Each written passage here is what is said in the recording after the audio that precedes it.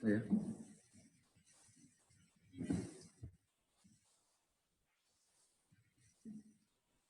Baik, waktu sudah menunjukkan jam 13.40. Kita mulai saja sekarang. Assalamualaikum warahmatullahi wabarakatuh. Selamat siang dan salam sejahtera.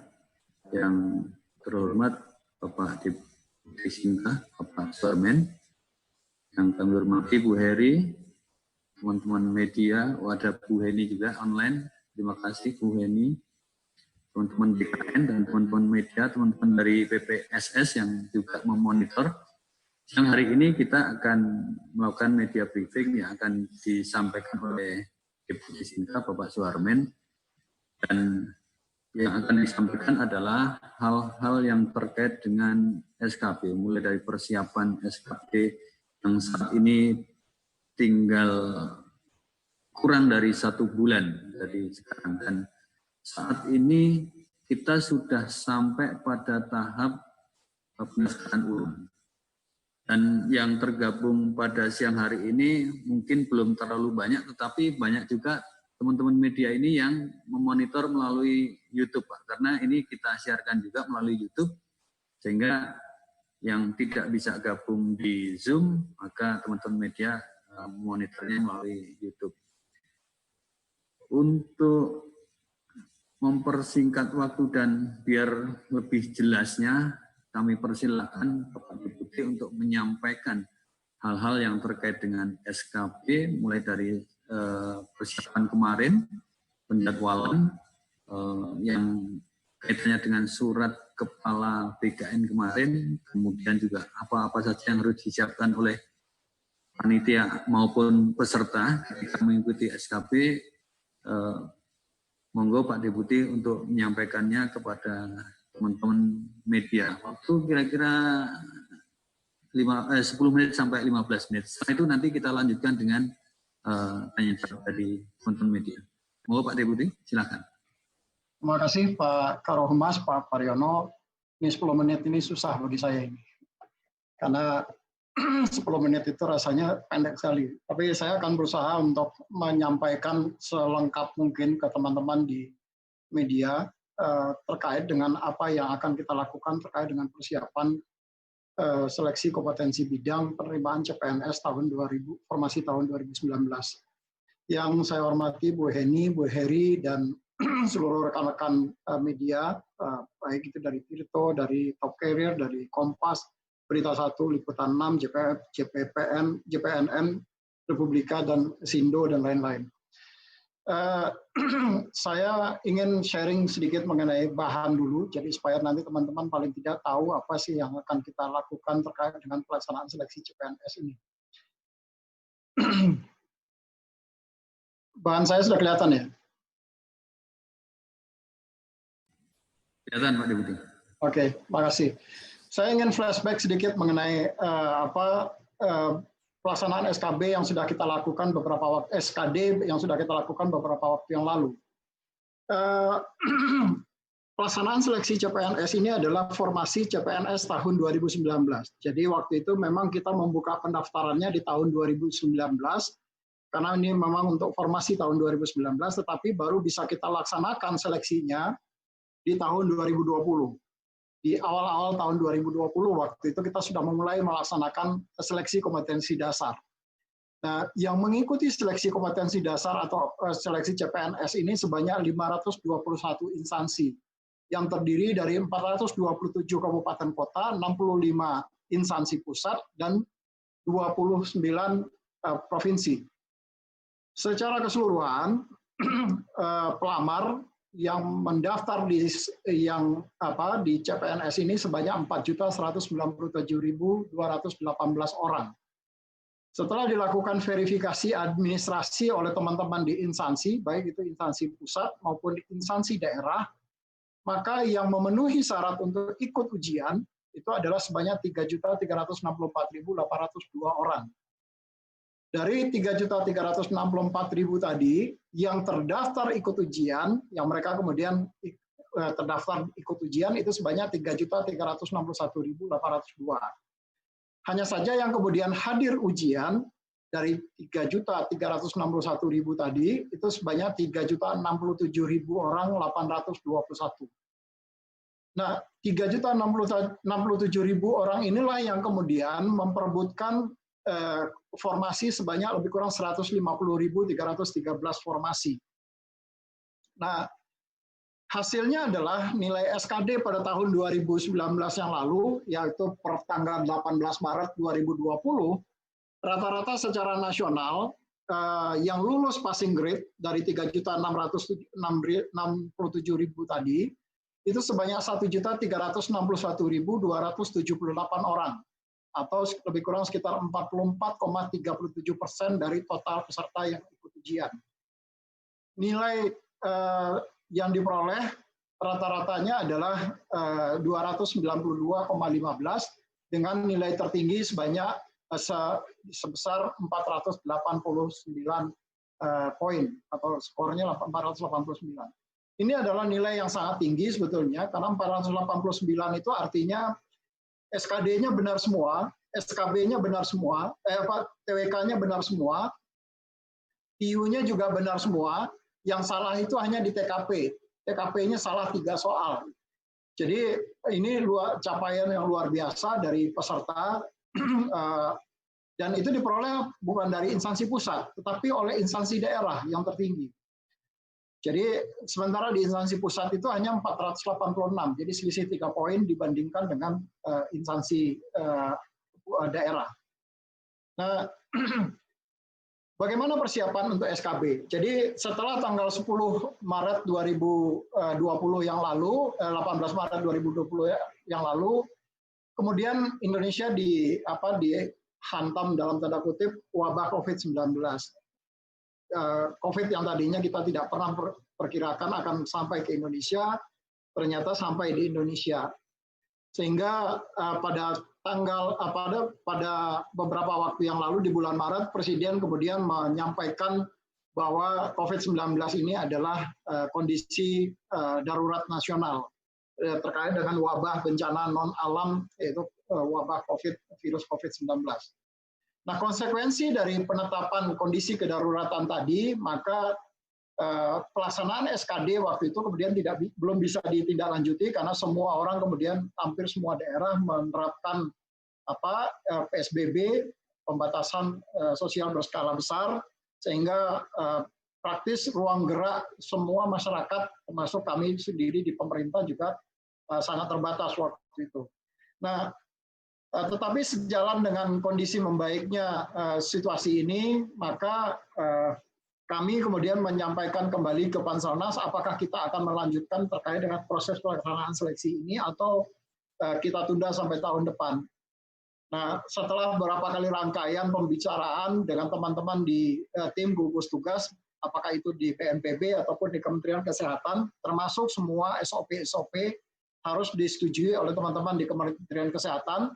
Nah, SOP yang sudah disetujui oleh teman-teman di Kementerian Kesehatan tadi itulah yang kita tuangkan di dalam draft di dalam SE Kepala SE BKN nomor 17 tahun 2020 ini. Inti dari SE 17 2020 ini adalah bahwa penyelenggaraan SKB itu akan tetap dilakukan sesuai dengan peraturan perundang-undangan, khususnya Undang-Undang 5 tahun 2014. Artinya di mana di dalam Undang-Undang nomor 5 tahun 2014 diatur bahwa seleksi penerimaan calon pegawai negeri sipil itu melalui 3 tahap. Tahap pertama adalah terkait dengan seleksi administrasi, tahap kedua adalah seleksi kompetensi dasar, dan tahap ketiga adalah seleksi kompetensi bidang. Nah, kalau salah satu dari tahapan ini belum kita laksanakan, maka kita berpotensi melanggar undang-undang. Maka setelah melakukan rapat dengan Panselnas, kemudian setelah mendapat rekomendasi dari tim gugus tugas, akhirnya pelaksanaan SKB kemudian tetap dilaksanakan dengan diterbitkannya Surat Edaran Menteri Pan RB nomor 611 tahun 2020. Nah, itulah yang kemudian menjadi dasar kenapa kemudian pelaksanaan SKB ini segera digelar dan dilakukan persiapan. Nah, karena rentang waktunya cukup panjang, maka tentu saja perlu ada beberapa hal-hal teknis yang perlu kita sepakati bersama dengan teman-teman di instansi khususnya terkait dengan pelaksanaan seleksi di dalam kondisi masih kedaruratan kesehatan seperti sekarang ini. Dari 1 juta dari 1.361.000 orang yang lulus tadi, maka yang di dalam Permen PAN RB diatur bahwa yang boleh atau yang berhak untuk ikut SKB itu adalah sebanyak 3 kali formasi. Jadi kalau ada 150.000 formasi, maka seharusnya yang ikut seleksi kompetensi bidang idealnya adalah 450.000 orang. Namun demikian ternyata tidak seperti itu, karena ada formasi-formasi yang tidak ada yang lulus, pesertanya tidak ada yang lulus, atau bahkan ada formasi yang kemudian hanya didaftar oleh 1 atau 2 orang, tetapi yang 1-2 orang itu juga tidak lulus passing grade. Jadi konsekuensinya akhirnya formasi itu ada berpotensi formasi kosong. Nah, konsekuensi dari kosongnya formasi lebih kurang sekitar 17 ribuan formasi, maka jumlah peserta yang bisa ikut SKB itu hanya sebanyak 336.487 orang, yang terdiri dari peserta instansi pusat sebanyak 37.644 orang, dan yang instansi daerah itu sebanyak 253.312 orang. Itu kira-kira gambaran peserta. Jadi sebagian besar peserta itu adalah daerah, karena memang secara formasi yang terbesar itu ada di daerah. Nah, ini dari jadwal yang sudah ditetapkan oleh di dalam SE-nya Menpan nomor 611 tahun 2020 tadi. Di situ diatur bahwa pelaksanaan SKB itu dilaksanakan pada tanggal bulan September sampai dengan Oktober. Nah, kami Panselnas kemudian menarik mundur dari Oktober tadi untuk menetapkan jadwal-jadwal rinci di dalam pelaksanaan seleksi kompetensi seleksi kompetensi bidang ini. Ada beberapa hal yang kemudian kita lakukan karena ada jeda waktu yang cukup panjang, maka pada tanggal 27 sampai dengan 30 Juli yang lalu, kita kemudian melakukan verifikasi akhir data peserta yang lulus seleksi kompetensi dasar untuk 3 kali formasi. Ini dilakukan oleh instansi, mencocokkan data yang ada di BKN dengan data yang diumumkan oleh masing-masing instansi, data kelulusan yang diumumkan oleh masing-masing instansi.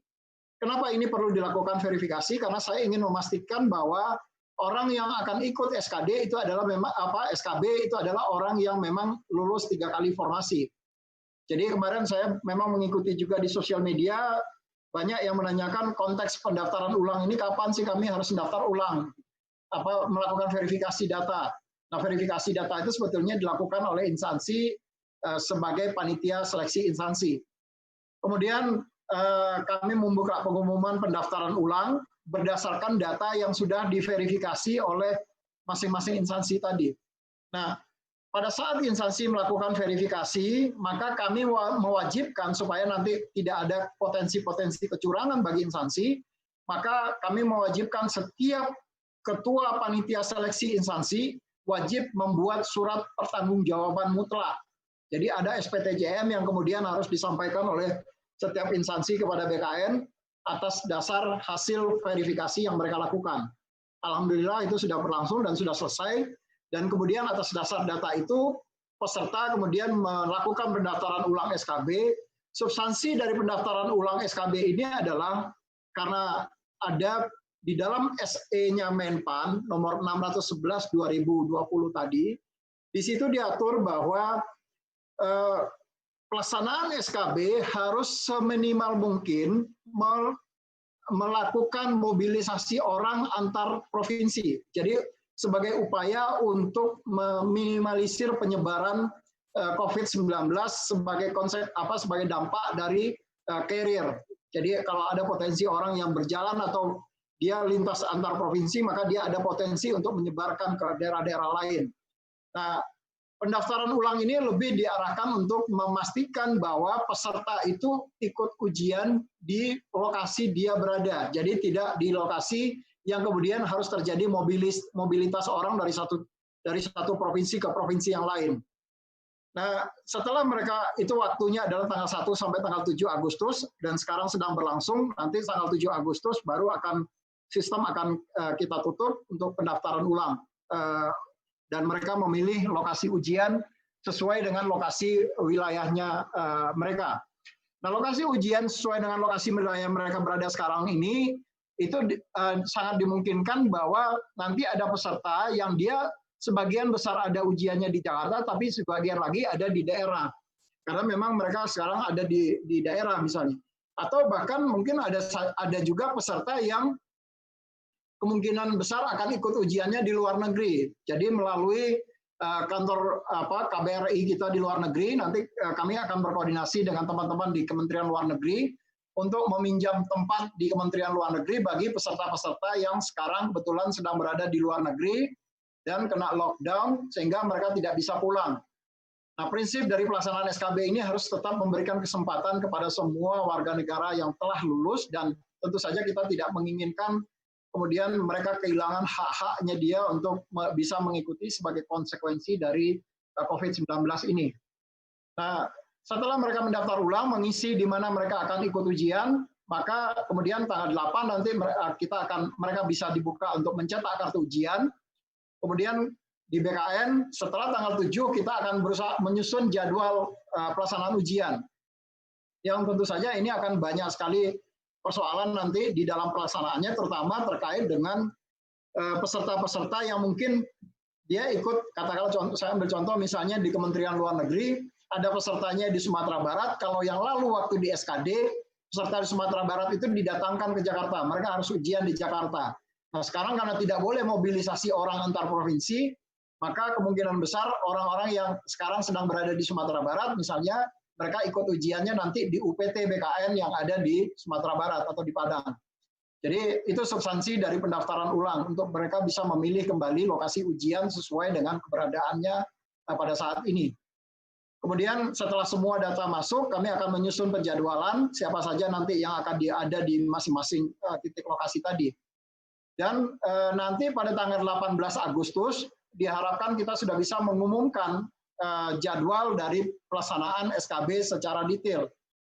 Yang nanti pelaksanaannya akan dimulai dari tanggal 1 September sampai dengan 12 Oktober. Ini adalah jadwal sementara yang memang karena batas waktu penyelesaian pelaksanaan SKB ini menurut SE-nya Menpan harus berakhir di bulan Oktober, dan pemberkasan pengumuman akhir dari CPNS diharapkan harus sudah selesai, bisa kita umumkan di akhir bulan Oktober. Siapa saja yang kemudian akan bisa lulus menjadi CPNS itu diumumkan nanti di akhir bulan Oktober.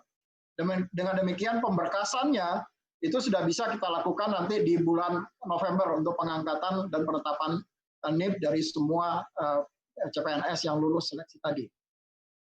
Nah, terkait dengan karena ada situasi yang berubah, yang tadinya bisa kita dengan mudah memanggil orang, maka terkait dengan konsekuensi dari SE Menpan, BKN tentu saja harus mensosialisasikan kembali SE Menpan nomor 611 dan SE BKN nomor 17 tahun 2020 tadi.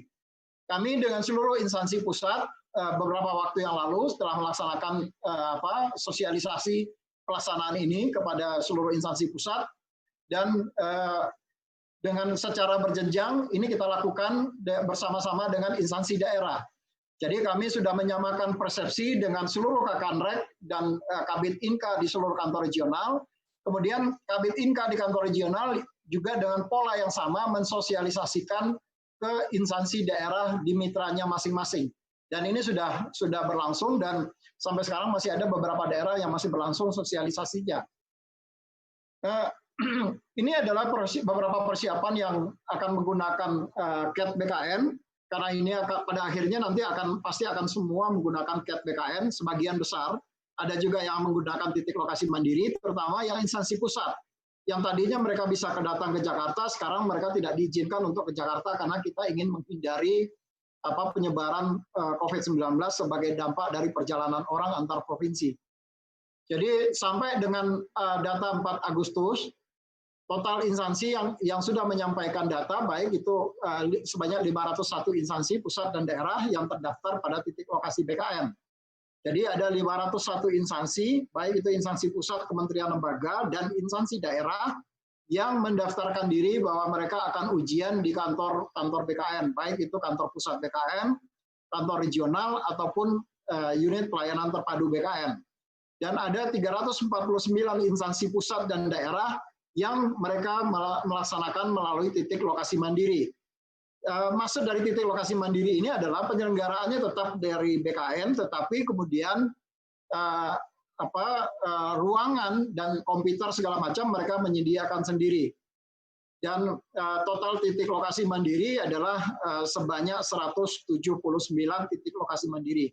Kok berbeda 349, tapi kok titik lokasi mandirinya ada 179? Karena ada beberapa lokasi di daerah, instansi di daerah, mereka melaksanakannya di satu titik yang sama. Istilah kami, mereka menggunakan anggaran secara cost sharing. Jadi ada beberapa daerah, 4 atau 5 kabupaten terdekat misalnya, kemudian mereka menggunakan ujian di satu lokasi atau satu titik yang sama, sehingga ini akan memudahkan di dalam proses koordinasi dan lelang lokasi dan tempat segala macam. Nah, ada beberapa hal yang terkait dengan protokol COVID-19 ini yang memang harus menjadi perhatian semua pihak. Ini adalah sebagai bagian dari evaluasi yang kemarin atau sekarang sebagian masih berlangsung ujian terkait dengan seleksi kompetensi dasar untuk sekolah kedinasan. Jadi saat ini BKN masih menyelenggarakan seleksi kompetensi dasar untuk sekolah kedinasan dengan protokol COVID yang sama. Jadi dengan protokol kesehatan berdasarkan SE BKN nomor 17 tahun 2020 tanggal 2 Juli 2020. Di mana pertama adalah penyelenggaraan seleksi itu harus mendapat izin dari gugus tugas percepatan penanganan COVID setempat. Jadi kalau ada titik lokasi mandiri di daerah, misalnya katakanlah di kabupaten katakanlah kabupaten Takalar misalnya di Sulawesi Selatan, maka dan di Sulawesi Selatan kebetulan pelaksanaannya dilakukan secara mandiri, maka panitia instansi harus meminta izin dulu kepada tim gugus tugas di Kabupaten Takalar bahwa panitia instansi akan melaksanakan seleksi kompetensi dasar dan meminta izin secara resmi dengan menyampaikan juga SOP sesuai dengan surat edaran Kepala BKN nomor 17 tahun 2020 tadi. Jadi ada protokol kesehatan yang memang harus betul-betul dijaga. Yang kedua adalah penyelenggaraan seleksi di setiap titik lokasi itu harus menyediakan fasilitas cuci tangan pakai sabun dengan air yang mengalir atau menggunakan hand sanitizer. Kemudian melakukan penyemprotan cairan disinfektan menggunakan termometer infrared untuk melakukan suhu tubuh, mengukur suhu tubuh seseorang peserta apakah dia berpotensi COVID-19 atau tidak. Kemudian pemanfaatan sarana dan prasarana ujian, apakah itu komputer, meja, kursi, loker, penitipan barang, dan lain-lain, itu harus selalu dijaga dalam kondisi steril. Ini yang kemarin juga sudah kami lakukan di BKN dengan pelaksanaan seleksi kompetensi dasar untuk program pendidikan kedinasan. Kemudian tim pelaksana BKN dan panitia instansi menyediakan SDM yang bertugas dan harus dipastikan mereka dalam kondisi sehat. Jadi kalau ada petugas yang di dalam kondisi tidak sehat, maka yang bersangkutan harus melaksanakan isolasi mandiri. Jadi mereka tidak diizinkan untuk bertugas.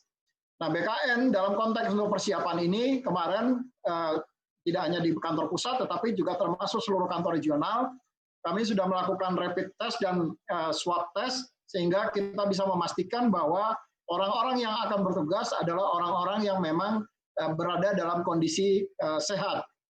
Kemudian peserta ujian yang suhu tubuhnya lebih besar atau sama dengan 37,3 derajat Celcius, setelah dilakukan pengukuran suhu tubuh minimal 2 kali dengan interval waktu 5-10 menit, maka tetap dapat mengikuti ujian dengan menempatkan peserta tersebut terpisah dari peserta lainnya.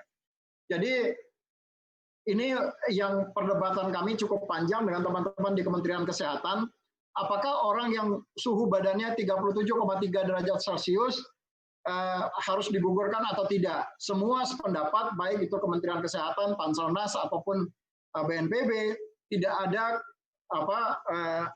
ketentuan yang mengatakan bahwa orang yang 37,3 derajat Celcius maka dia terpapar COVID, karena belum tentu itu terjadi. Bisa saja orang 37,3 derajat Celcius suhu badannya di atas itu, dia misalnya kena demam biasa, bukan karena COVID. Demam itu pasti suhu badan juga sudah pasti akan tinggi. Jadi pengukuran suhu tubuh kemudian tidak menjadikan alasan untuk menggugurkan peserta dari ikut ujian. Yang kedua adalah alasan lain, waktu itu kami sebetulnya menginginkan ada rapid test yang dilakukan diminta bisa difasilitasi oleh gugus tugas maupun Kementerian Kesehatan. Rupanya mereka kesulitan untuk menyediakan itu, sehingga kami diminta untuk konsisten melaksanakan agar sesuai dengan protokol COVID-19.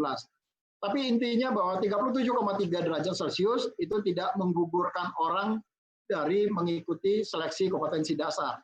Kalau ternyata suhu badannya sangat tinggi, maka nanti petugas kesehatan harus memberikan rekomendasi.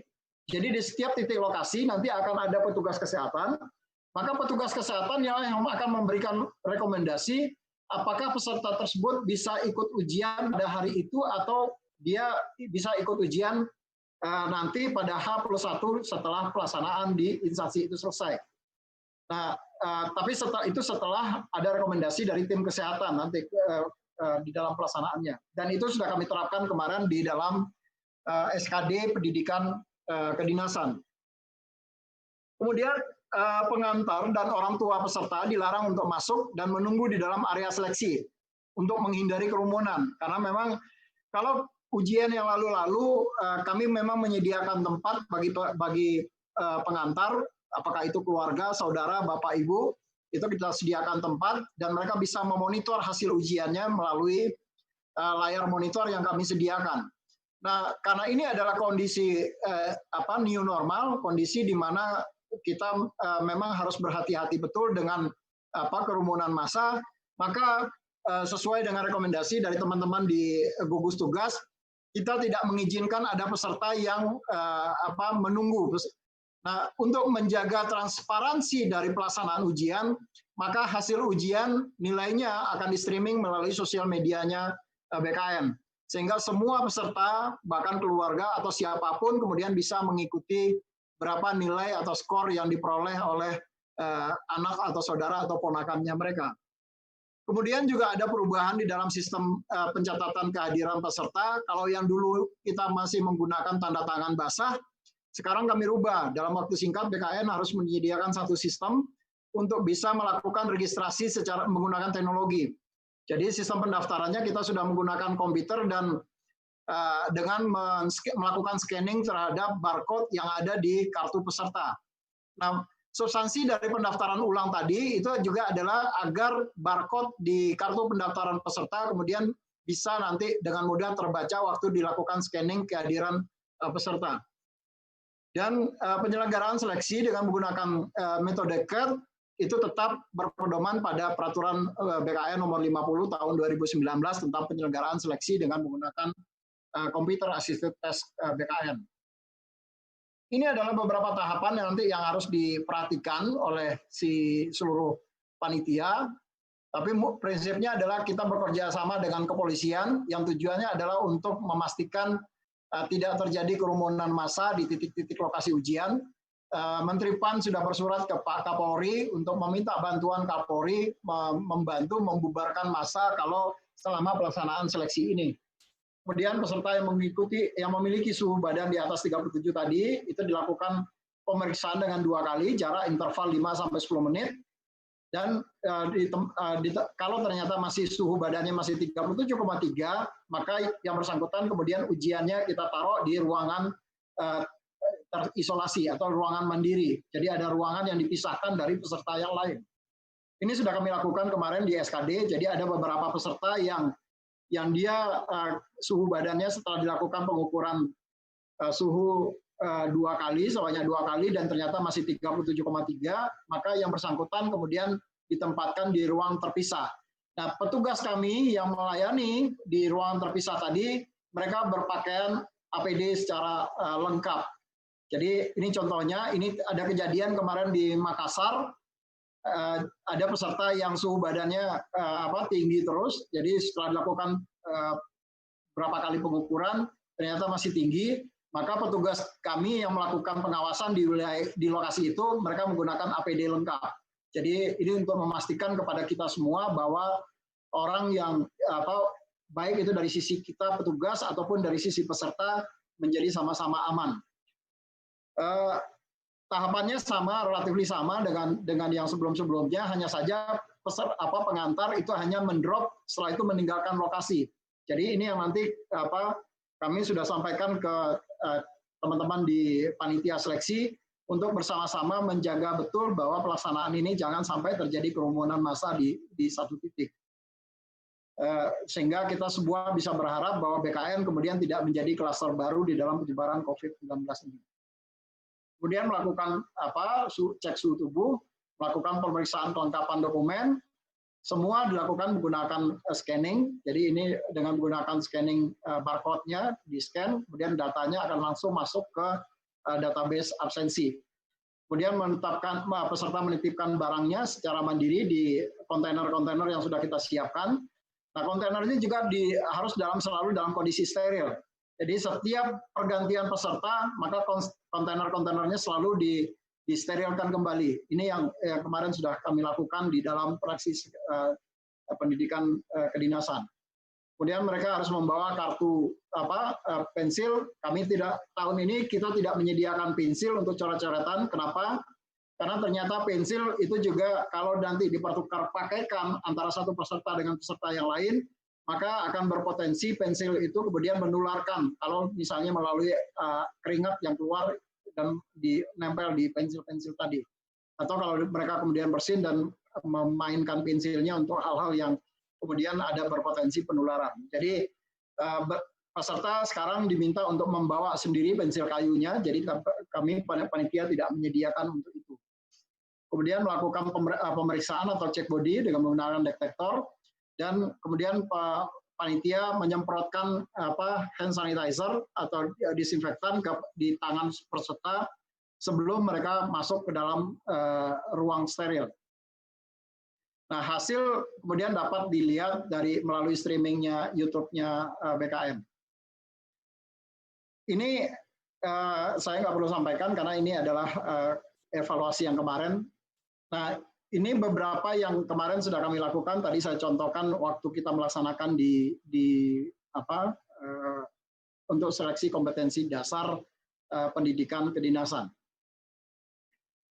Nah, beberapa hal yang dapat saya simpulkan adalah BKN berusaha betul untuk selalu menjaga dan melaksanakan pelaksanaan seleksi kompetensi ini berdasarkan dengan menerapkan protokol COVID-19 yang sangat ketat.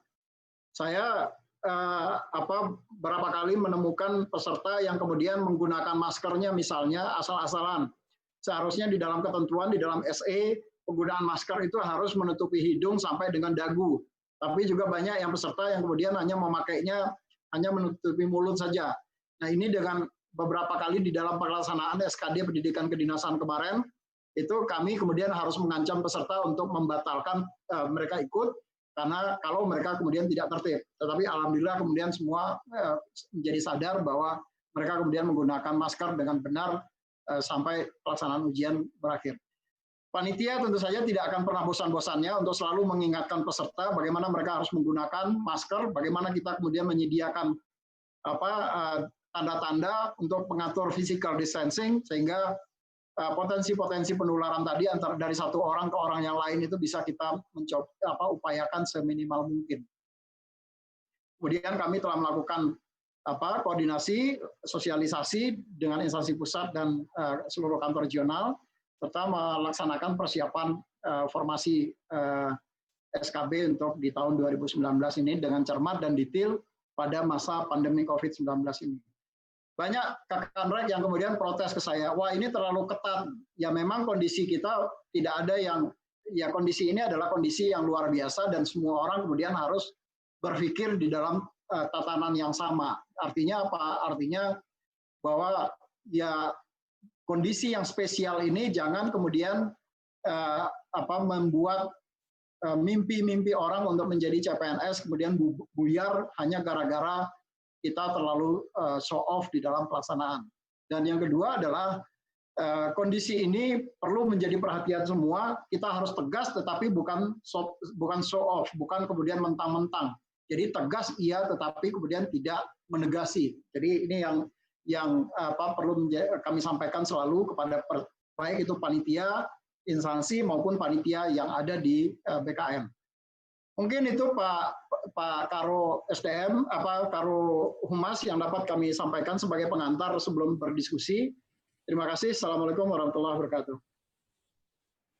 Waalaikumsalam warahmatullahi wabarakatuh. Terima kasih Pak Deputi atas pemaparannya, dan kami akan buka sesi pertanyaan untuk dua sesi. Untuk sesi yang pertama ada 3 penanya. Nanti silakan dari teman-teman media yang sudah siap untuk angkat tangan menyampaikan langsung ke Pak Deputi. Sudah ada belum?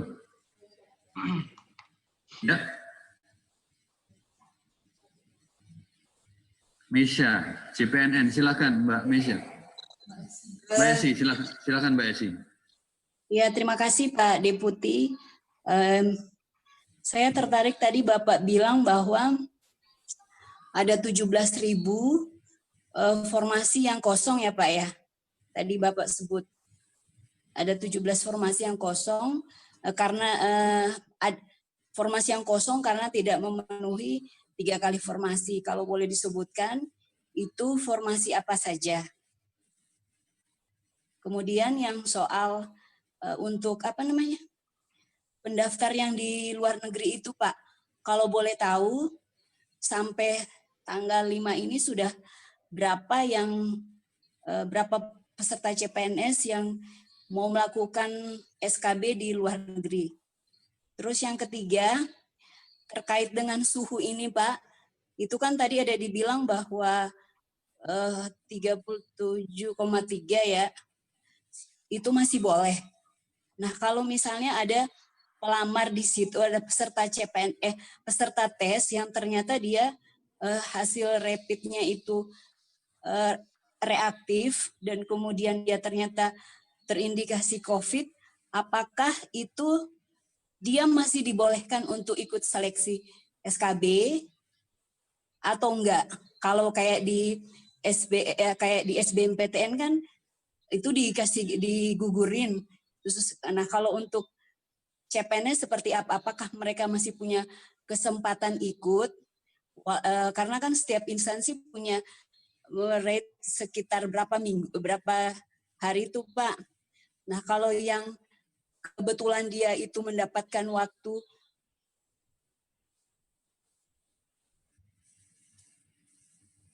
Mbak Esi, putus. Oke. Dari CPNN putus. Mungkin ada yang lain? Halo? Ya. Oke, ya silakan. Pak Paryono, Pak tadi pertanyaan saya nggak terdengar ya?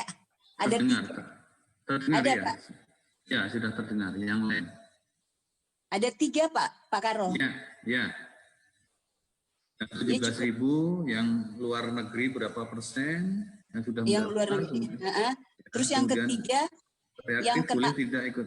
Ya.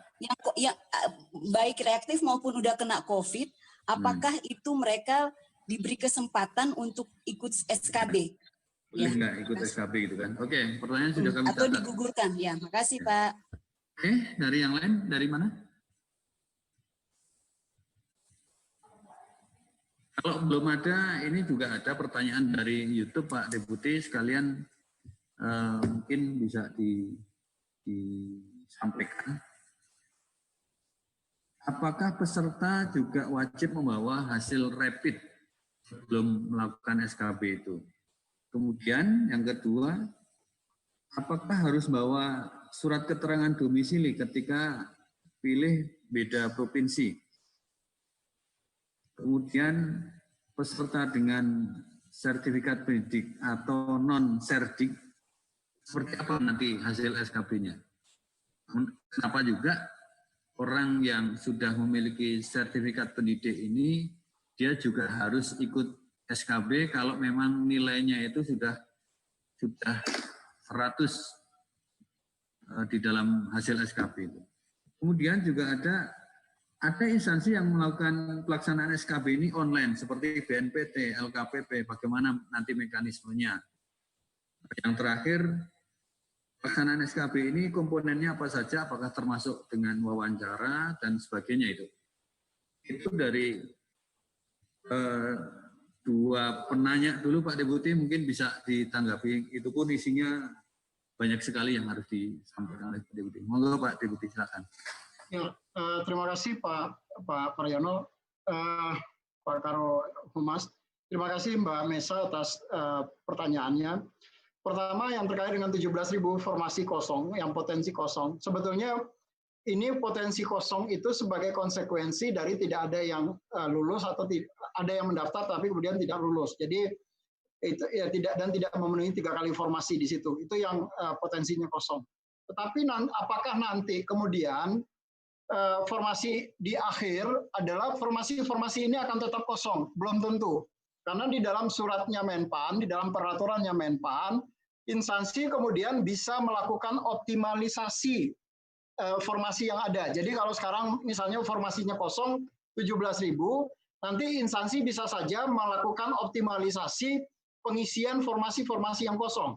Nah, siapa nanti yang akan mengisi? Yang akan mengisi adalah orang yang kemudian mendapatkan nilai yang terbaik kedua, yang sesuai, tentu saja pendidikannya harus inline, pendidikannya harus sesuai dan jabatan yang dilamar juga harus sesuai. Jadi hasil formasi kosong di akhir nanti tentu akan berubah, tidak lagi 17.000, tetapi akan berubah sejalan dengan optimalisasi pengisian formasi yang akan disampaikan oleh teman-teman di Kementerian instansi kepada Kementerian Pan-RB untuk bisa diisi formasi-formasi yang kosong tadi dari peserta-peserta yang sudah mendapatkan nilai SKD dan SKB-nya gabungan. Jadi hasil nilai SKD dan SKB gabungan itulah yang nanti akan nilai yang terbaik, yang dimulai dari yang terbaik, itulah yang kemudian akan mengisi formasi-formasi yang kosong tadi. Itu yang pertama, yang terkait dengan formasi yang kosong. Tetapi sekali lagi ini belum tentu akan kemudian di hasil akhirnya juga akan kosong sebanyak 17.000. Jadi ada optimalisasi nanti mekanismenya. Kemudian yang terkait dengan pendaftaran luar negeri, sudah berapa banyak yang mendaftar di luar negeri sampai saat ini yang sudah masuk. Jadi saya bacakan sedikit dari peserta ujian yang tadi 336.468 orang yang seharusnya ikut ujian.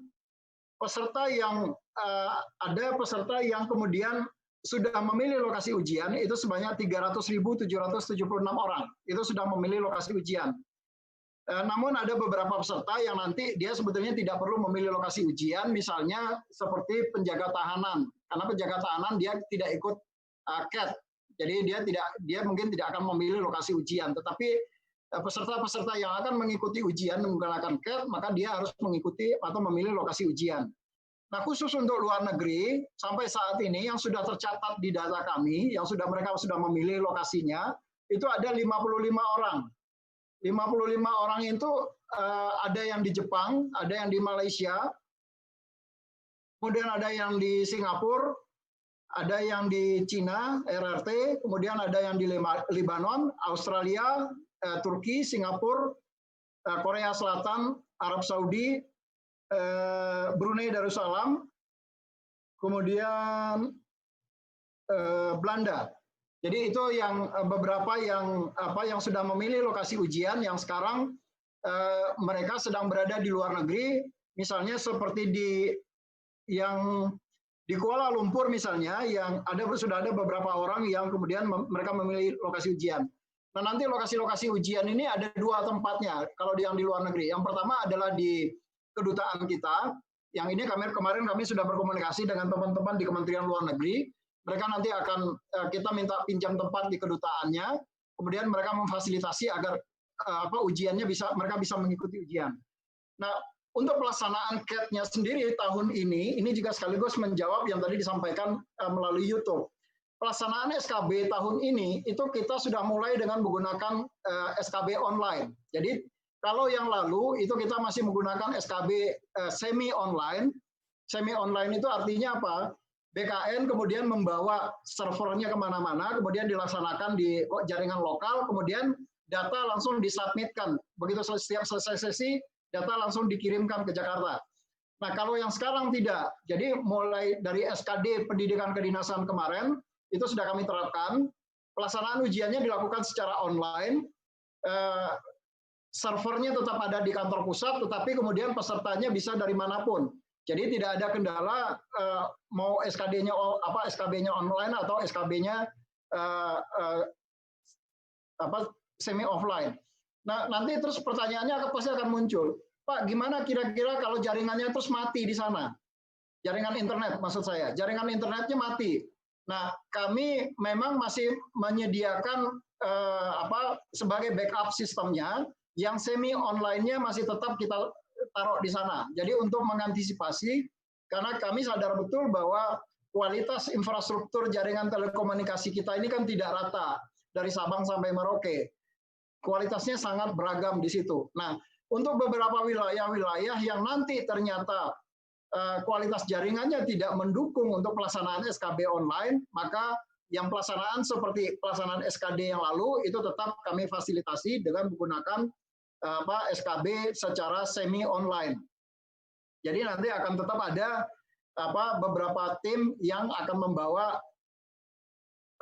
server untuk mengantisipasi di beberapa titik-titik yang kualitas jaringannya tidak baik. Nah, kami kemarin waktu rapat koordinasi dengan seluruh kepala kantor regional BKN sudah meminta informasi mana saja wilayah-wilayah di wilayah Kakanrek masing-masing yang mereka berpotensi kualitas jaringannya di sana tidak baik, kurang baik. Nah, berdasarkan data inilah yang kemudian kami menyediakan fasilitas yang semi online tadi untuk di titik-titik tadi. Jadi itu yang sekaligus menjawab yang dari YouTube tadi. Nah, suhu 37,3 masih boleh ikut ujian? Iya, masih boleh ikut ujian. Bagaimana kalau peserta reaktif? Jadi dari hasil rapidnya kemudian pesertanya reaktif. Ini yang kemarin perdebatan kami cukup panjang dengan teman-teman di Kementerian Kesehatan, di mana apakah pertanyaan saya waktu itu ke teman-teman di Kementerian Kesehatan, Dirjen Pelayanan Masyarakat, apakah kalau seseorang peserta suhu tubuhnya 37,3 derajat, kemudian dia setelah dilakukan rapid test dia kemudian reaktif, apakah kemudian yang bersangkutan pasti COVID? Jawabannya itu belum, karena rapid test itu tidak memastikan atau tidak menjamin bahwa yang bersangkutan kemudian COVID-19.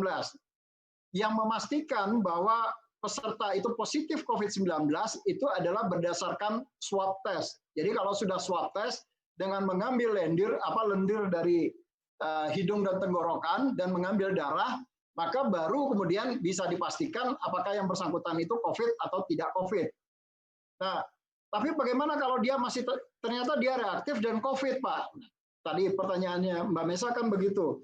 Apakah kemudian yang bersangkutan digugurkan? Saya pada akhirnya nanti kita akan meminta rekomendasi dari tim kesehatan, apakah yang bersangkutan diizinkan untuk bisa mengikuti ujian di lokasi yang sudah kita tentukan. Itu yang pertama. Kalau itu tidak bisa, kalau yang bersangkutan misalnya kena isolasi mandiri misalnya, atau kena isolasi kesehatan misalnya, kalau apakah misalnya ada orang yang kemudian bisa memastikan bahwa yang ikut ujian adalah yang bersangkutan dan bukan calo. Jadi kami menggunakan media yang juga untuk melakukan monitoring sekarang dengan menggunakan Zoom untuk memonitor setiap pelaksanaan seleksi, karena juga tidak mungkin kita melakukan pergerakan, maka seluruh titik-titik pelaksanaan ujian, mereka harus terkoneksi ke Zoom yang kita buka, yang kita berikan akses ke seluruh peserta, ke seluruh panitia, dan mereka membuka dan bukan membuka, tapi menyorot peserta-peserta yang ujian tadi dengan menggunakan software Zoom tadi. Dan ini sudah kami lakukan kemarin waktu kita melaksanakan seleksi kompetensi dasar di pendidikan kedinasan. Jadi intinya adalah kita tidak serta-merta melakukan atau menggugurkan seperti yang ada di teman-teman di UTBK, tetapi nanti pada akhirnya akan tetap meminta rekomendasi dari teman-teman di kesehatan. Rekomendasi kesehatan ini menjadi penting dan harus dituangkan ke dalam berita acara. Nah, kalau misalnya yang bersangkutan masih ternyata sekarang katakan dia positif COVID, tapi dia sudah melakukan swab test misalnya, tinggal swab test 1 kali lagi misalnya. Nah, dia masih diberikan kesempatan untuk ikut ujian pada H+1-nya. Jadi H+1 untuk orang-orang yang memang kemudian masuk di dalam berita acara, dan itu dinyatakan oleh tim kesehatan, maka dia yang bersangkutan itu bisa ikut ujiannya pada H+1 di hari setelah pelaksanaan di instansi itu. Itu kira-kira respon tanggapan saya, Mbak Mesa. Nah, yang berikutnya yang dari YouTube, apakah peserta wajib membawa hasil rapid test sebelum tes? Tidak ada kewajiban untuk membawa rapid test. Tetapi kalau ada instansi yang kemudian meminta peserta yang ikut ujian SKB untuk membawa hasil rapid test, itu boleh-boleh saja. Tetapi saya sudah sampaikan bahwa kepada seluruh Kekanrek, di dalam SE kita, orang yang reaktif hasil rapid test itu tidak boleh digugurkan. Jadi tidak ada orang yang digugurkan akibat dari COVID-19. Ini yang poin pentingnya. Kenapa? Karena COVID-19 ini kan bukan karena keinginan dia untuk kena. Jadi kalau kita berada dalam posisi ini, mungkin ini akan berbeda dengan UTBK tentu saja. Kalau UTBK kemudian kalau dia gugur tidak ikut seleksi UTBK, dia masih ada kesempatan di perguruan tinggi swasta setelah yang bersangkutan kemudian sehat. Tapi kalau CPNS, kalau dia tidak ikut SKB, ya udah dia nggak punya kesempatan lagi. Dia betul-betul kehilangan kesempatan. Sementara orang untuk kena COVID itu bukan karena keinginannya dia untuk kena COVID, tetapi ya karena COVID-nya sendiri sudah menjadi wabah nasional dan tidak ada satu orang pun di Republik ini yang ingin dirinya kena COVID. Ya kita tentu secara kemanusiaan harus berpikir juga bahwa orang-orang seperti ini tentu harus tetap diberi kesempatan dan untuk bisa mengikuti ujian. Jadi kalau ada instansi yang mewajibkan membawa hasil rapid test, boleh saja, tetapi kemudian tidak membatalkan atau tidak menjadikan hasil rapid membatalkan yang bersangkutan untuk ikut ujian. Paling tidak, kalau itu diwajibkan misalnya oleh panitia instansi, maka panitia instansi punya semacam bisa memanage risiko terhadap orang-orang yang ada tadi potensi dia reaktif tadi. Terus yang kedua, saya tadi keliwat mencatatnya Pak Paryono, jadi nanti mungkin dicek lagi. Yang saya melanjut yang ketiga, untuk peserta yang cerdik, apakah harus ikut SKD atau tidak? Iya, seluruh peserta itu harus ikut SKD. Apakah dia punya cerdik atau tidak punya cerdik? Kenapa mereka harus ikut? Karena kalau nanti ternyata cerdiknya tidak diakui, maka dia tetap punya nilai. Tetapi kalau dia tidak ikut ujian SKB ini dan ternyata cerdiknya tidak diakui atau cerdiknya dalam tanda kutip mohon maaf palsu misalnya, maka peserta ini kehilangan kesempatan nilainya 60%. Jadi dia tidak mendapatkan nilai apa-apa. Jadi yang bersangkutan harus tetap ikut SKB berapapun nilainya. Kalau ternyata cerdiknya adalah benar dan sah setelah direspon oleh teman-teman di Kementerian Pendidikan, maka baru dia akan mendapat nilai SKB-nya 100. Tetapi kalau dia tidak ikut ujian dengan alasan setelah punya cerdik, maka ya dia berarti menggugurkan diri dengan sendirinya. Jadi dianya yang tidak ikut ujian, walaupun kemudian diklaim dia punya serdik di situ.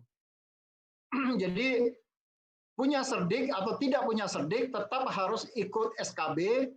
Kalau dia sudah punya serdik dan serdiknya benar, maka nilai SKB-nya nanti yang akan menjadi 100.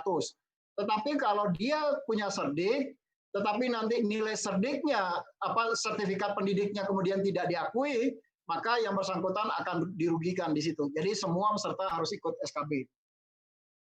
Kemudian apakah komponen SKB itu termasuk wawancara? Iya, jadi ada beberapa komponen SKB itu tidak hanya melalui CAT, jadi ada beberapa instansi menambahkan komponen-komponen SKB. Misalnya ada instansi yang menambahkan komponen SKB-nya dengan wawancara, ada yang menambahkan dengan kesehatan, itu bagian dari SKB. Kemudian ada yang menambahkan dengan psikotes. Kalau di Bappenas itu misalnya mereka menambahkan dengan tes potensial akademik dan tes TOEFL, itu adalah SKB-nya. Jadi untuk SKB itu bisa bermacam-macam bentuknya, disesuaikan dengan apa yang sudah disampaikan oleh masing-masing instansi ke Panselnas. Jadi instansi-instansi tadi wajib menyampaikan pedoman pelaksanaan SKB-nya, termasuk penilaiannya kepada Panselnas, dan itu diumumkan oleh masing-masing instansi, sehingga semua peserta kemudian memahami bagaimana mekanisme pelaksanaan SKB di masing-masing instansi tadi. Jadi ya bisa bentuknya bisa bermacam-macam, tetapi yang secara general itu adalah dengan menggunakan computer assisted test ini. Tadi yang kedua apa ya Pak Paryono? Apakah peserta perlu membawa apa tadi ya? Saya kok ketinggalan catatan. Peserta harus membawa suket domisili ketika memilih beda provinsi, Pak. Tidak. Jadi kalau dia misalnya katakanlah saya punya KTP Depok, karena saya orang Depok, saya KTP-nya Depok, tapi saat ini saya sedang berada di Yogyakarta misalnya. Saya kemudian kena lockdown, Yogyakarta kemudian kena lockdown, dan saya nggak bisa pulang dari Yogyakarta. Saya bisa memilih lokasi ujian di Yogyakarta. Dengan nanti tentu saja harus membawa KTP aslinya, jadi tidak perlu membawa surat keterangan domisili. Nah, bagaimana kalau KTP aslinya hilang? Dia harus membawa suket aslinya. Jadi, tetapi bukan kemudian dia membawa suket tadi karena terjadi mobilitas orang ujian di tempat lain, bukan karena itu. KTP asli, surat keterangan asli itu harus dibawa pada saat yang bersangkutan ujian. Apakah itu karena surat keterangan tentu karena dia KTP-nya hilang atau KTP-nya tidak ada atau KTP-nya belum ada misalnya, ya dia bisa menggunakan suket, tapi suketnya harus asli di situ. Jadi kalau hanya terkait dengan perpindahan lokasi ujian karena sekarang berada di wilayah yang lain, kemudian dia perlu mengurus surat keterangan domisili, enggak harus Pak. Jadi tidak ada di dalam ketentuan kita yang mengatur itu. Itu kira-kira Pak Paryono. Terima kasih. Baik, terima kasih. Jadi teman-teman media ini bertanya melalui chatting, Pak. Saya bacakan ya Pak untuk sesi ini. Ini dari Mbak Dian Harian Kompas menanyakan seperti apa sih Pak ruangan ujian CAT ini untuk menerapkan physical distancing ini seperti apa? Kemudian yang kedua, karena untuk memenuhi kebutuhan protokol kesehatan SKB CPNS ini apakah ada total tambahan anggaran untuk itu? Kemudian pertanyaan yang ketiga, di masa pandemi ini tuntutan kinerja ASN dituntut lebih beradaptasi terhadap teknologi informasi. Apakah hal tersebut juga menjadi syarat dalam kompetensi bidang CPNS tahun 2019 ini? Seperti apa BKN menyesuaikan kebutuhan SDM dengan seleksi CPNS kali ini? Itu dari Mbak Dian, Pak. Kemudian ada juga dari sebentar Pak, Hilda Top Karir. Bagaimana dengan peserta ujian SKB namun hingga batas akhir tidak melakukan pendaftaran ulang? Apakah ini otomatis gugur atau tidak? Kemudian ada yang belum kami bacakan. Seperti apa dari Mas Joidi Berita 1, seperti apa kesanggupan anggaran untuk CPNS tahun ini? Itu dulu Pak, pertanyaan mungkin bisa disampaikan jawabannya ke teman-teman media. Ya, terima kasih Pak Karo, Pak Karomas. Terima kasih teman-teman Kompas dan Mbak Wilda tadi dari apa? Dari Mbak Hilda Top Career ya.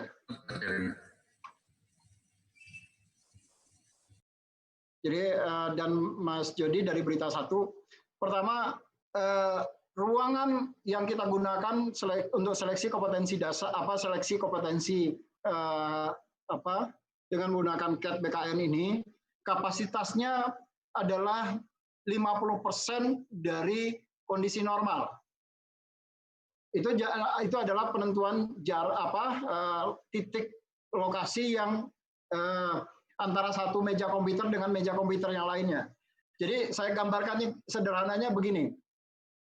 Kalau dalam kondisi normal, satu ruangan CAT di BKN itu kapasitasnya 250 PC. Jadi dalam satu ruangan itu kapasitasnya 250 PC misalnya. Maka selama pelaksanaan seleksi dengan di dalam wabah COVID-19 ini, kapasitas yang kita gunakan itu hanya sebanyak 125 PC. Jadi ada jarak antara satu peserta dengan peserta yang lainnya yang sesuai dengan protokol kesehatan minimal 1 meter. Dan tentu teman-teman akan bertanya, Pak kalau begitu pasti waktunya semakin lama dong. Nah ini yang kemudian kami memanfaatkan komputer-komputer yang tadi tidak terpakai di ruangan yang tadi, itu yang kita pindahkan ke ruangan yang lain yang punya tempat lain dengan pengaturan jarak yang sama. Jadi misalnya masing-masing ruangan tadi sudah kita atur betul jaraknya sesuai dengan protokol kesehatan. Kemudian sisa-sisa komputer tadi itu yang kemudian kita taruh di ruangan yang lain. Apakah itu kalau di kantor regional itu yang kita taruh di aula dengan jarak pengaturan yang sama. Jadi jarak antar pesertanya juga sama, minimal 1 meter sesuai dengan ketentuan yang sudah disampaikan oleh teman-teman di Kementerian Kesehatan. Nah hanya saja ketentuan 1 meter ini bisa berubah. Berubahnya itu dalam arti tidak sama antar satu daerah dengan daerah yang lain. Di kantor regional Medan misalnya, di sana tim gugus tugas itu menetapkan bahwa jarak antar satu peserta dengan peserta lain itu minimal 1,5 meter. Nah, BKN menyesuaikan dengan ketentuan yang ada di masing-masing wilayah. Tetapi dari aturannya teman-teman di Kementerian Kesehatan itu adalah minimal 1 meter. Hanya saja kalau ternyata ada perbedaan di wilayah-wilayah yang lain, maka sudah kami tuangkan juga di dalam SE, maka mereka harus mengikuti aturan yang sudah ditetapkan oleh gugus tugas setempat. Itu kira-kira gambaran sederhananya Mbak Dian dari Kompas. Kemudian SKB CPNS apakah ada total tambahan anggaran?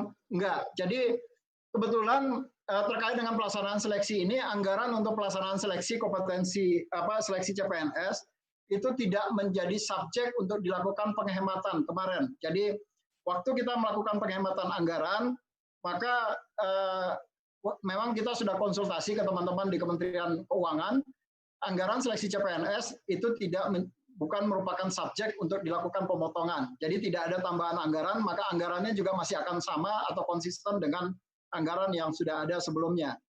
Nah, tapi tentu teman-teman juga akan bertanya, tapi Pak, kan pelaksanaan protokol COVID-19 ini pasti akan ada kebutuhan yang lain. Misalnya tadi disinfektan, cairan disinfektan, sabun yang tadinya tidak tersedia misalnya. Nah, ini yang kami kemudian minta lakukan revisi ke teman-teman di Kementerian Keuangan, apakah boleh anggaran yang tadi yang sudah dialokasikan tadi kemudian direvisi untuk supaya bisa digunakan untuk membeli cairan disinfektan dan sabun dan segala perangkatnya itu. Nah, pembahasannya baru berlangsung tadi pagi. Saya kebetulan tadi pagi tidak bisa ikut rapatnya, tapi saya belum dapat laporannya bagaimana hasilnya. Apakah itu disetujui atau tidak. Tetapi prinsipnya adalah teman-teman di Kementerian Keuangan mengatakan memang pada dasarnya kan COVID-19 ini bukan karena keinginan kita. Jadi kalau memang kemudian ada perlu dilakukan revisi anggaran terkait dengan supaya sesuai dengan protokol COVID-19, prinsipnya teman-teman di Kementerian Keuangan mengakomodasi itu, tetapi tidak merupakan tambahan anggaran. Jadi tidak ada tambahan anggaran dari yang sudah dialokasikan, hanya saja kemudian melakukan revisi dari anggaran yang ada. Itu juga sekaligus menjawab pertanyaan dari Mas Jody dari Berita Satu tadi. Kemudian dari Mbak Dian untuk kinerja ASN selama belajar dari kondisi COVID-19 ini, banyak yang WFH kemudian dituntut kemampuan dia di dalam penguasaan teknologi informasi, apakah juga akan dituntut kompetensi yang sama tidak di dalam pelaksanaan SKB ini. Sebetulnya tidak ada keharusan mereka kemudian harus memiliki skill teknologi informasi. Skill itu akan sangat tergantung pada jabatan atau formasi jabatan yang mereka lamar. Tetapi mungkin sekarang ini hampir semua, karena yang ikut seleksi kompetensi bidang atau CPNS ini kan adalah anak-anak milenial. Yang mereka pasti, walaupun mereka bukan orang IT, biasanya pasti mereka tuh melek IT. Jadi tanpa kita ada persyaratan pun sebetulnya, ya mereka pasti akan sudah sangat paham IT. Saya ambil contoh misalnya, kebetulan anak saya itu kuliah di Fakultas Hukum Universitas Indonesia, bukan orang IT, tapi kalau berdiskusi IT dia lebih jago dari saya. Kadang-kadang malah problem solving di IT, di teknologi malah dia yang bisa ngajarin saya gitu. Walaupun saya background-nya adalah IT gitu. Jadi tidak memastikan bahwa orang yang kemudian tidak punya background IT kemudian dia tidak paham teknologi informasi. Ternyata tidak. Dengan anak-anak milenial sekarang ini mereka ternyata sangat melek dengan IT. Jadi itu dengan sudah sendirinya Mbak Dian, mereka pasti akan sangat menguasai kemampuan IT, dan itu terlihat kok dari sekarang. Mulai dari pendaftaran saja kan kita sudah berbasis pada IT, dan mereka relatifly tidak ada kesulitan di dalam melakukan, apakah itu upload dokumen atau dia melakukan pendaftaran, relatif sangat tidak ada kendala yang berarti di situ. Kemudian yang dari Mbak Wilda dari Top Career, bagaimana kalau peserta yang tidak mendaftar ulang sampai dengan batas waktu? Apakah mereka kemudian digugurkan atau tidak? Tidak ada kata menggugurkan di dalam SE-nya Pak Kepala BKN. Jadi yang kalau mereka nanti tidak mendaftar sampai dengan tanggal 7, sebagaimana yang sudah ditetapkan di dalam surat edarannya Kepala BKN terkait dengan jadwal pelaksanaan seleksi, maka kami di BKN memang sengaja menyiapkan satu sistem yang kita sebut dengan dashboard untuk melakukan monitoring.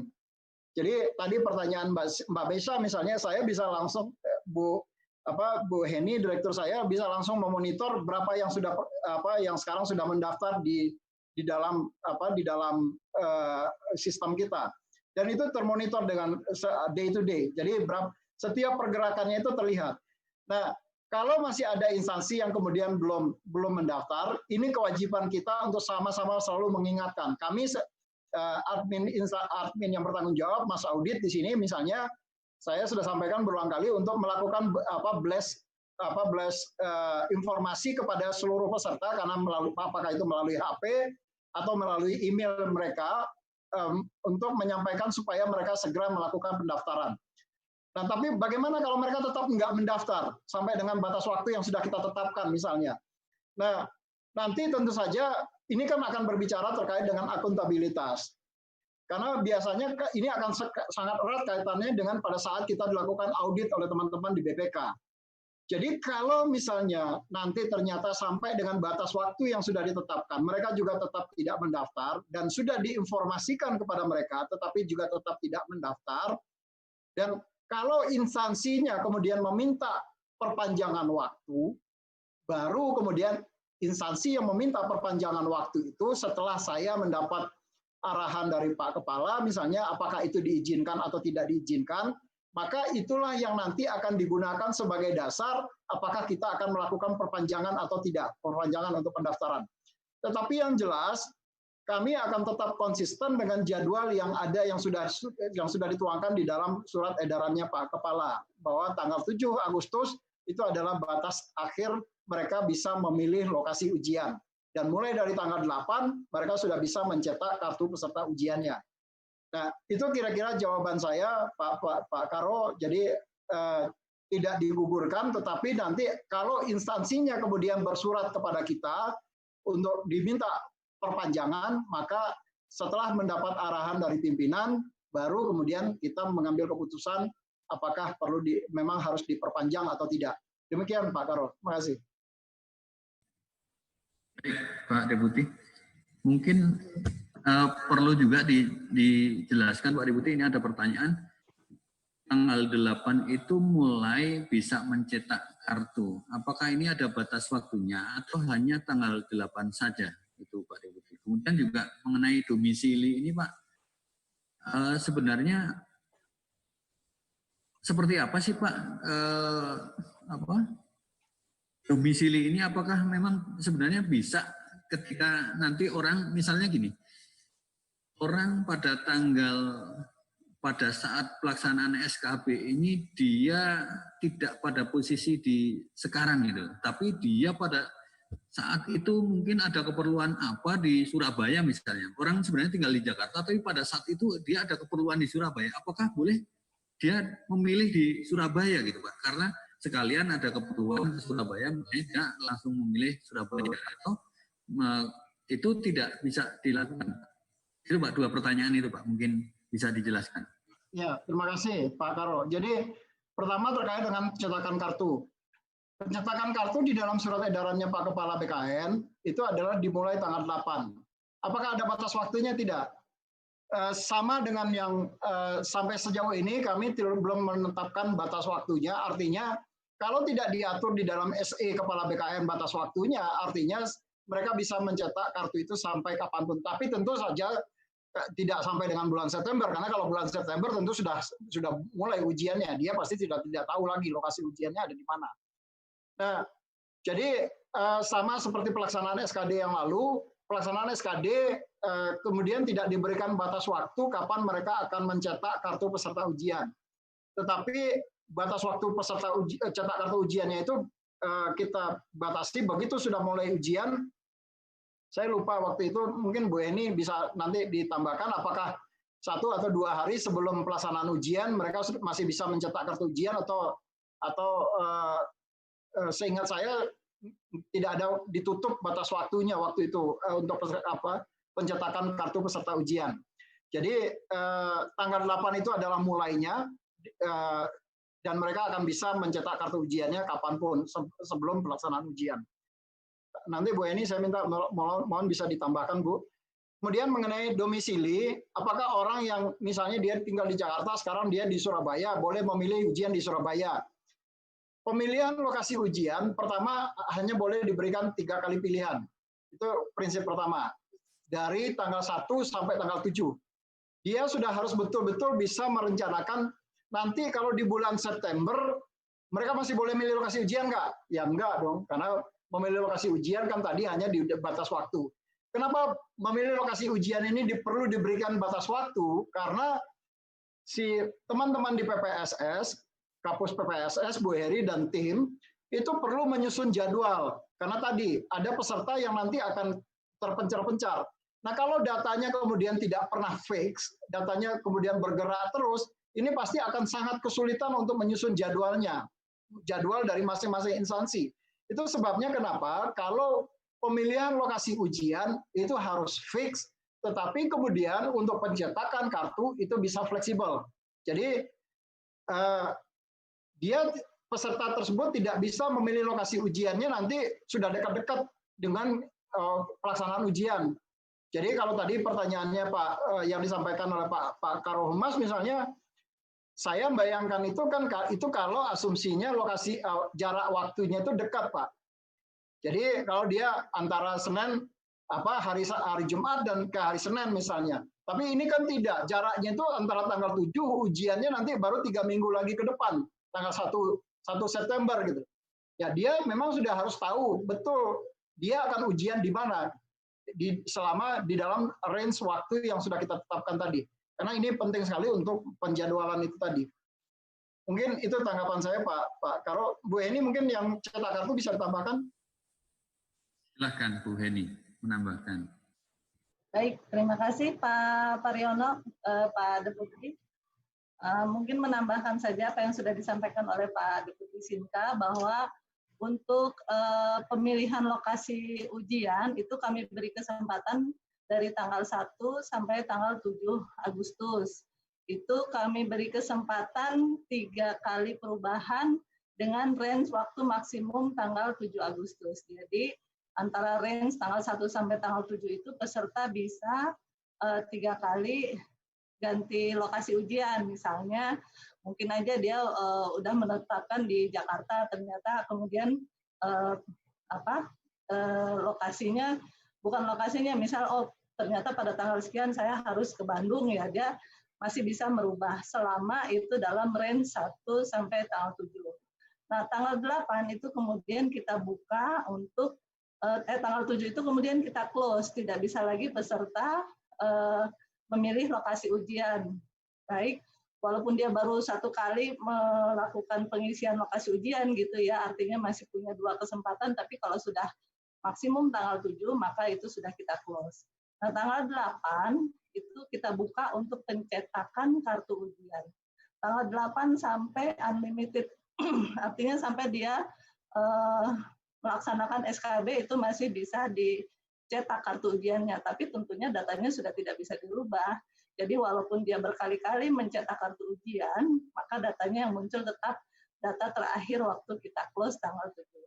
Itu kemudian yang dimaksud domisili di sini adalah memang peserta itu pada waktu melakukan registrasi ulang atau mengisi lokasi ujian itu ada 2 hal yang kita minta mereka untuk mengisi.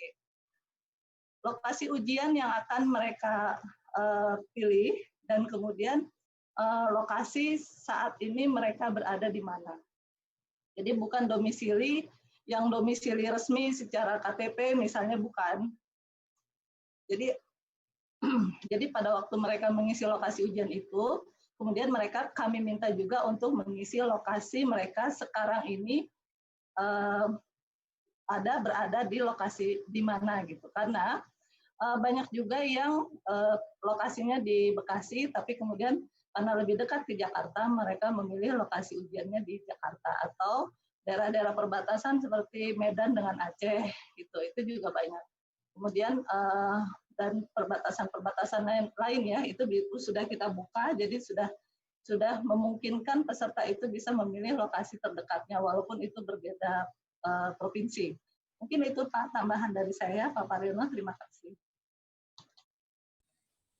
Terima kasih Pak Deputi. Bu Heni, sebelum ditutup Pak, terakhir ini pertanyaan singkat tapi mungkin perlu diklarifikasi. Siapakah yang memverifikasi sertifikat pendidik ini Pak? Apakah BKN atau instansi yang dilamar Pak?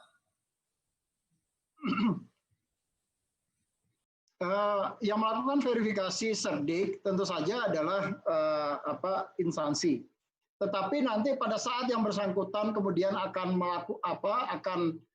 kalau dia lulus ujian, maka ada verifikasi akhir oleh BKN pada saat mau penetapan NIP. Jadi ada verifikasi akhir apakah Serdiknya kemudian diakui atau tidak. Jadi ini adalah untuk pengangkatan yang bersangkutan. Jadi BKN, apakah kemudian BKN memverifikasi sendiri? Tentu tidak. Tentu akan berkonsultasi dengan teman-teman di Kementerian Pendidikan dan Kebudayaan.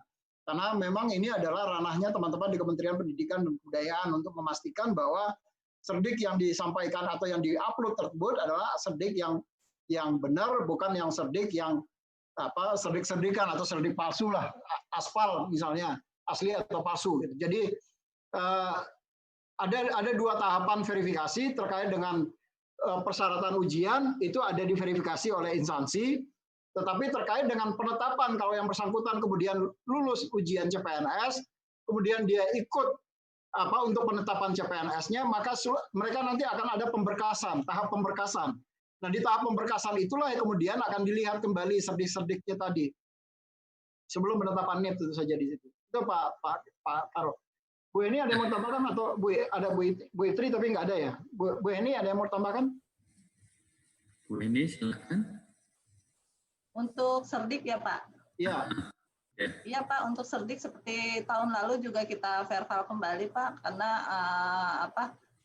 termasuk linearitasnya juga, kemudian mungkin nanti ada STPJM dari instansi, itu tim pengolah nanti yang akan memastikan untuk serdik-serdik tersebut gitu, karena linearitas ini lumayan untuk untuk SKD ini bisa digunakan oleh teman-teman pelamar. Ya, gitu. justru tidak diatur. Mungkin itu Pak Deputi, Pak Pariono untuk serdik. Jadi nanti akan ada verval kembali untuk serdik. Baik, terima kasih Pak Deputi, terima kasih Bu Heni. Saya kira sudah tidak ada pertanyaan lagi dari teman-teman media, baik melalui YouTube maupun melalui Zoom. Maka media briefing pada siang hari ini sudah dirasa cukup. Terima kasih sekali lagi Pak Deputi atas waktunya. Dan Bu Heni, kemudian Bu Heri juga terima kasih. Semoga apa yang sudah disampaikan Pak Deputi dan Bu Heni tadi bisa memberikan gambaran yang jelas kepada para teman-teman media, sehingga bisa juga mendorong para peserta yang belum melakukan pendaftaran ulang bisa segera mendaftar sekarang, karena waktu tinggal 2 hari lagi kita akan tutup tanggal 7.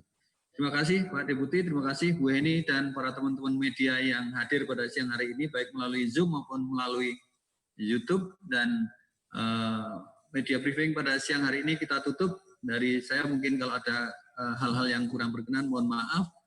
Wabillahi taufiq wal hidayah. Assalamualaikum warahmatullahi wabarakatuh. Waalaikumsalam warahmatullahi wabarakatuh. Terima kasih Pak Karona.